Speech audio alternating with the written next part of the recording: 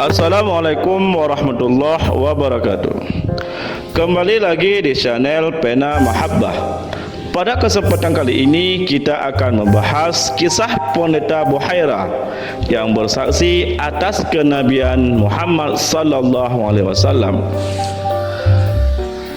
Jangan lupa sukai video ini, like, komen, dan berlangganan, serta bagikan video ini agar bermanfaat bagi yang lainnya. Dalam Islam, Nabi Muhammad SAW diketahui sebagai Nabi dan Rasul terakhir. Beliau diutus oleh Allah Subhanahu wa Ta'ala untuk membenarkan dan menyempurnakan agama-agama terdahulu. Kehadiran sosok Nabi Muhammad SAW adalah bentuk karunia bagi hamba-hamba Allah Subhanahu wa Ta'ala. Bahkan alam pun menyambutnya dengan gembira.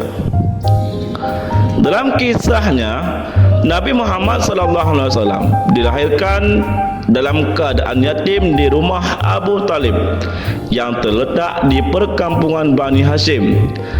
Ayahnya yang bernama Abdullah meninggal ketika Nabi Muhammad SAW masih berada dalam kandungan Siti Aminah.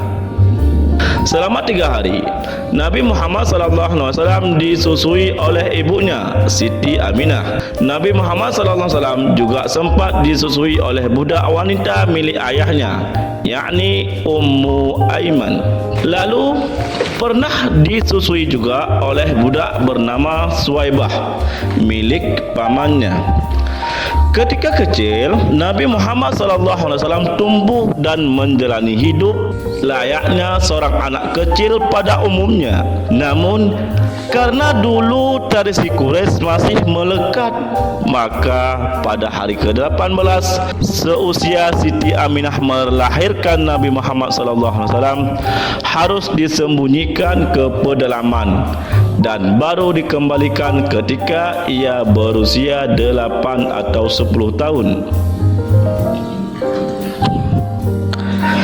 Dengan adanya tradisi tersebut, berarti Nabi Muhammad SAW tidak merasakan kasih sayang seorang ibu kandung sejak kecil hingga berusia 10 tahun.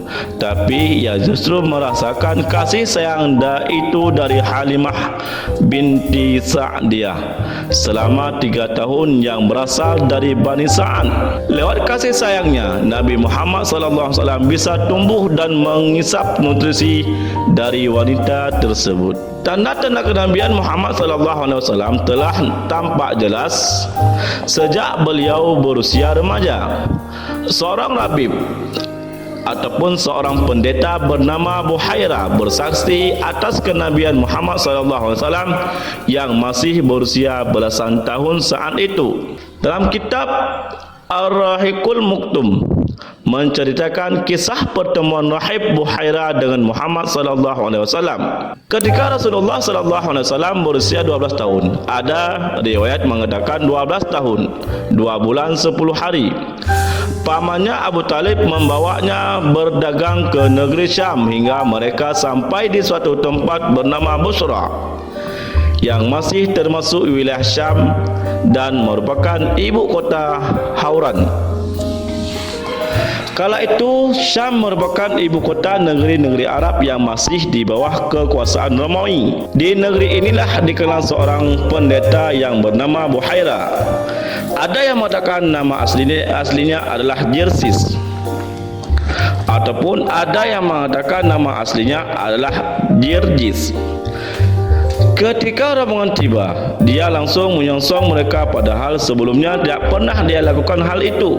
Kemudian menghampiri mereka satu persatu hingga sampai kepada Rasulullah SAW, lalu memegang tangannya sambil berkata, "Inilah penghulu para makhluk. Ini Rasul Rabbil Alamin, diutus oleh Allah sebagai rahmat bagi alam semesta ini." Abu Talib dan pemuka kaum Quraisy bertanya kepadanya, "Bagaimana anda tahu hal itu?"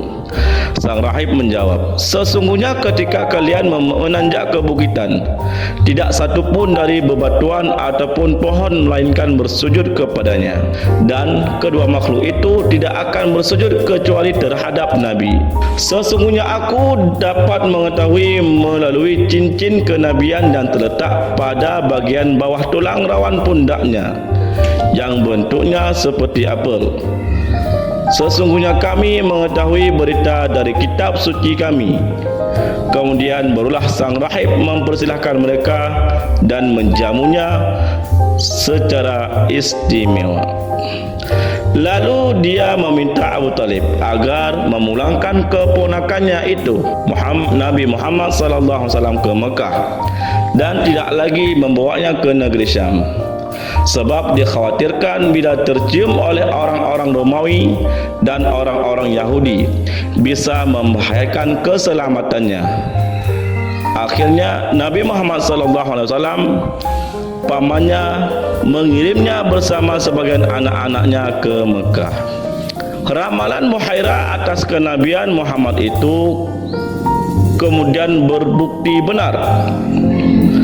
Nabi Muhammad SAW menerima wahyu pada usia 40 tahun. Malaikat Jibril datang menemui Nabi dan menyampaikan pesan Allah yang mengutusnya sebagai Nabi terakhir, pembawa kabar gembira dan pemberi peringatan kepada seluruh alam. Dengan adanya Nabi Muhammad SAW, maka kita merasakan kenikmatan yang sangat kita rasakan di saat-saat ini.